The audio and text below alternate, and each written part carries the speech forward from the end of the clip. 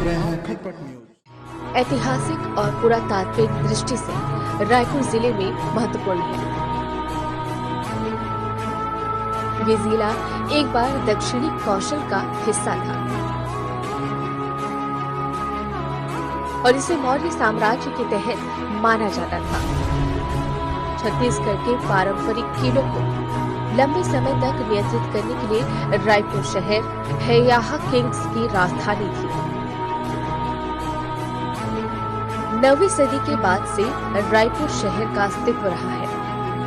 शहर की पुरानी साइट और किले के खंडहर शहर के दक्षिणी भाग में देखे जा सकते हैं। सातवाहन किंग्स ने 2री और 3री शताब्दी तक इस हिस्से पर शासन किया। 4वीं शताब्दी ईस्वी में राजा समुद्रगुप्त ने इस क्षेत्र पर कब्जा कर लिया था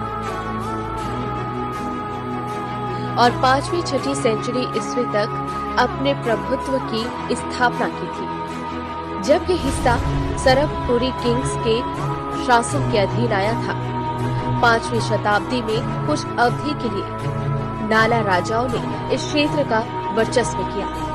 बाद में सोमनवानी राजाओं ने क्षेत्र पर कब्जा कर लिया और सिरपुर, जो कि Shripur the city of wealth के साथ उनकी राजधानी शहर के रूप में शासन किया। महाशिवगुप्त बलराजो इस वंश के सबसे शक्तिशाली सम्राट थे। उनकी मां सोमवंश के हर्षगुप्त की विधवा रानी बस्ता ने लक्ष्मण के प्रसिद्ध ईट मंदिर का निर्माण किया।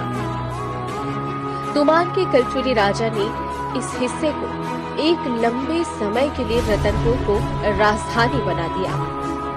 रतनपुर राजे और खल्लारी के पुराने शिलालेख कलचुरी राजाओं के शासनकाल का उल्लेख करती है। ये माना जाता है कि इस वंश के राजा रामचंद्र ने रायपुर शहर का निर्माण किया और बाद में इसे अपने राज्य की राजधानी बना दिया।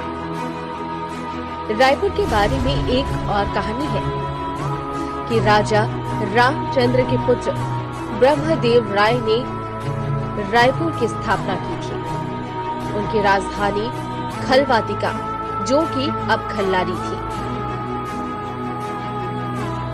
वन निर्मित शहर का नाम ब्रह्मदेव राय के नाम पर रायपुर रखा गया था। ये अपने समय के दौरान 1402 एडी में हुआ था।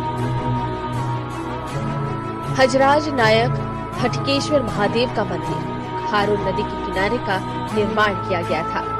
इस राजवंश के शासन की कमी ने राजा अमर सिंह देव की मृत्यु के साथ आया। अमर सिंह देव की मौत के बाद ये क्षेत्र भोसले राजाओं का क्षेत्र बन गया था। रघुजी तृतीय की मृत्यु के साथ क्षेत्र ब्रिटिश सरकार के नागपुर के भोसला से ग्रहण किया था और छत्तीसगढ़ को 1854 में रायपुर में मुख्यालय के साथ अलग सचिव घोषित किया गया था।